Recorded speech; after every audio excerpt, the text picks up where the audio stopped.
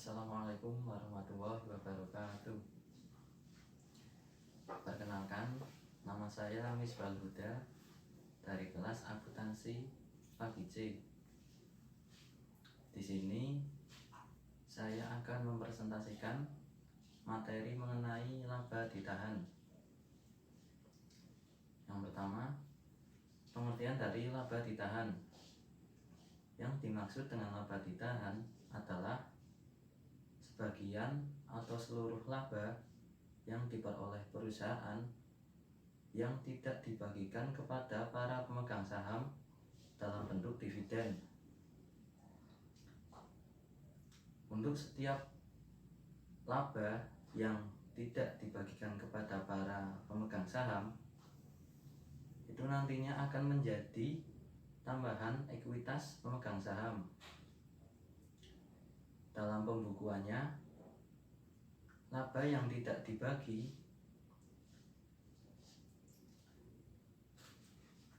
menunjukkan saldo di sebelah kredit, dan pada laporan posisi keuangan atau neraca disajikan di sebelah pasifa atau kewajiban ditambah dengan ekuitas,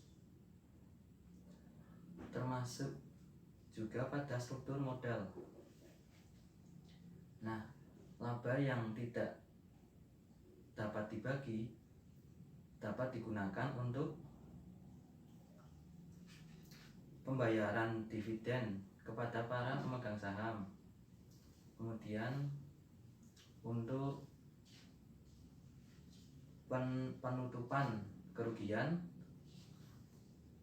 kemudian cadangan untuk tujuan tertentu, dan untuk rekapitulasi. Selanjutnya, untuk komponen laba ditahan,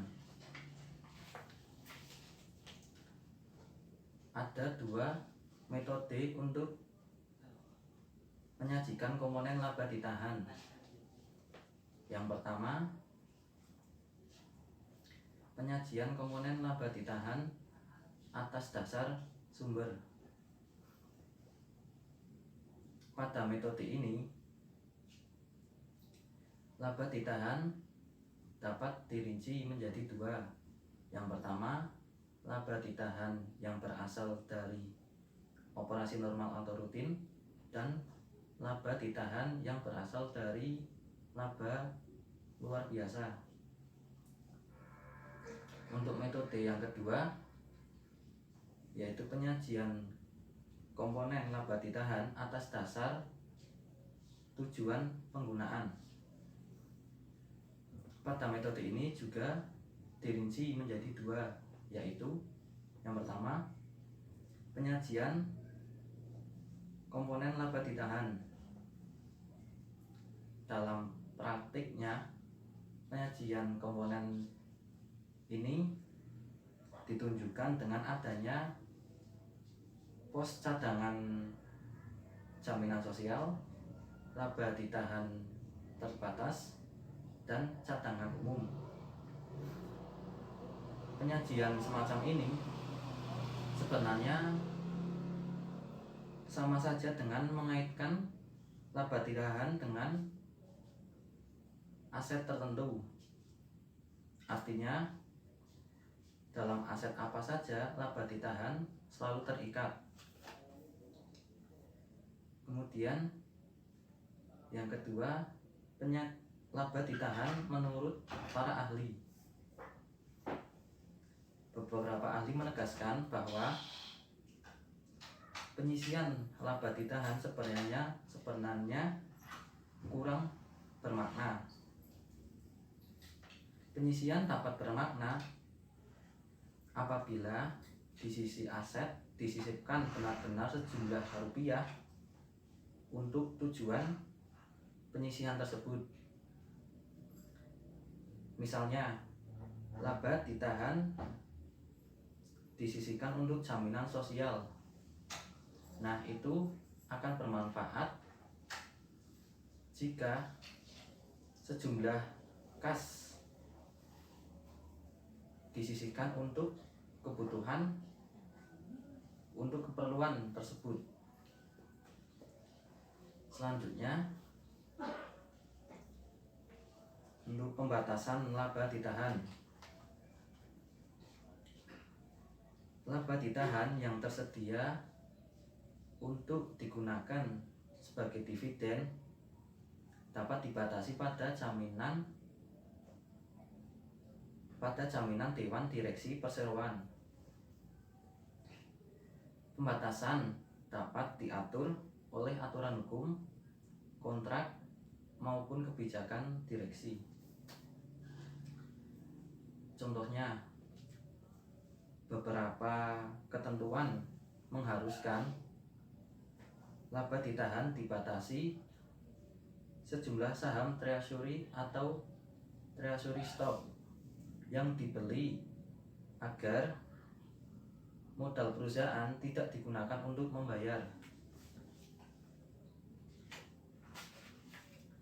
Untuk selanjutnya, perubahan laba ditahan.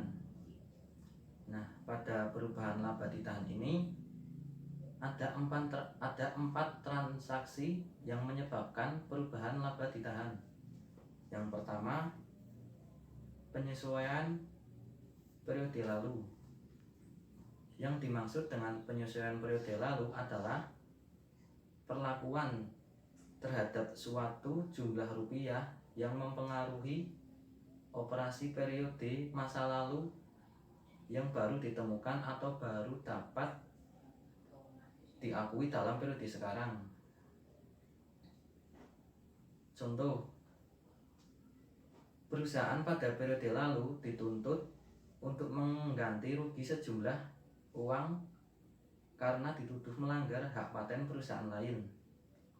Nah, jadi apabila perusahaan itu benar-benar dinyatakan bersalah, maka perusahaan harus membayar ganti rugi sejumlah uang tersebut, dan dari jumlah uang tersebut harus diakui dan merupakan rugi bagi perusahaan. Yang kedua, koreksi kesalahan dalam laporan keuangan sebelumnya. Nah, pada metode ini dibagi menjadi 4. Yang pertama, koreksi kesalahan, yaitu dengan merevisi kembali angka-angka laba yang telah dilaporkan sebelumnya. Kemudian, koreksi penyesuaian laba ditahan. Pada metode ini, kesalahan dalam laporan keuangan periode sebelumnya harus diperlakukan sebagai penyesuaian periode lalu. Laba ditahan awal periode berjalan disesuaikan dengan jumlah rupiah pengaruh kumulatif kesalahan perhitungan laba periode sebelumnya. Selanjutnya, koreksi sebagai penyesuai modal setoran lain, yaitu dengan mengkoreksi yang berkaitan dengan penggunaan aset dalam periode-periode yang lalu dengan alasan apapun, hendaknya dipisahkan dengan premium modal saham. Dan yang keempat, koreksi sebagai komponen laporan laba rugi. Nah, pada metode ini laporan laba rugi kumulatif yang didasarkan atas laporan-laporan terdahulu harus menunjukkan laba rugi komprehensif sepanjang riwayat perusahaan sampai tanggal sekarang. Dengan demikian, jika koreksi langsung dilakukan dalam akun laba ditahan tanpa ada petunjuk atau penjelasan apapun dalam laporan laba rugi.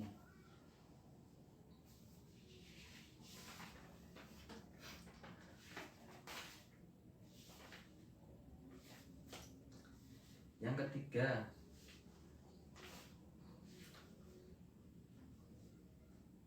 perubahan akuntansi. Nah, untuk perubahan akuntansi terdapat 3 jenis perubahan akuntansi. Yang pertama,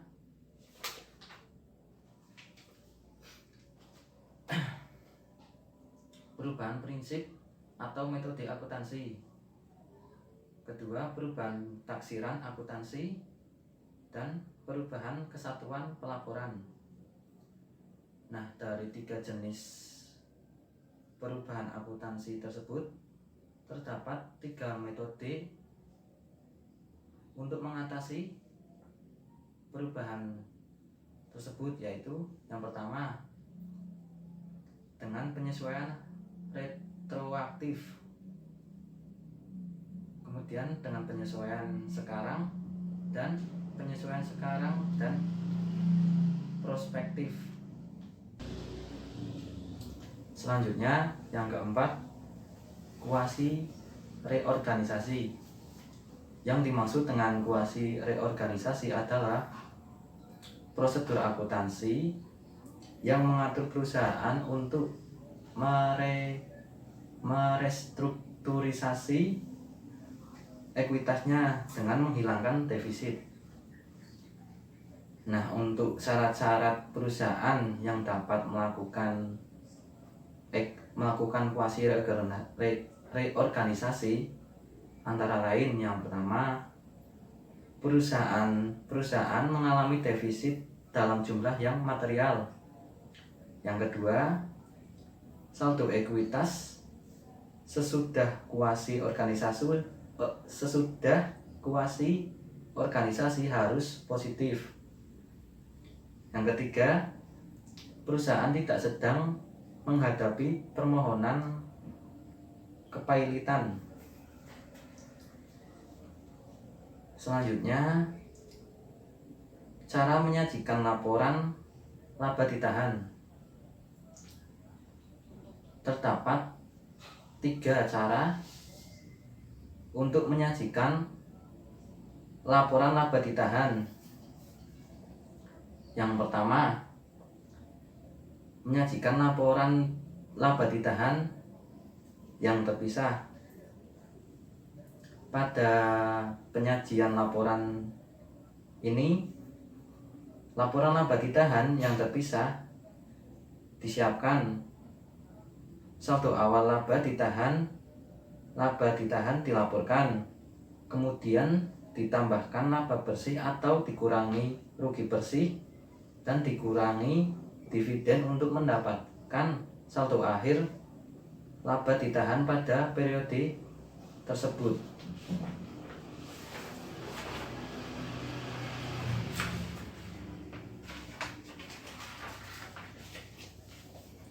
Yang kedua, menggabungkan laporan laba ditahan dengan laporan laba rugi. Pada metode ini, kelebihan dari menggabungkan laba ditahan dengan laporan laba rugi yaitu laporan tersebut menekankan laba bersih sebagai penghubung antara laporan laba rugi dengan bagian-bagian laba ditahan dari ekuitas pemegang saham. Sedangkan untuk kelemahannya adalah kombinasi penyajian ini jarang digunakan. Selanjutnya, yang ketiga, laporan ekuitas pemegang saham. Pada laporan ini, perubahan yang signifikan dalam ekuitas pemegang saham harus dilaporkan dalam periode saat penyajian laporan terjadi.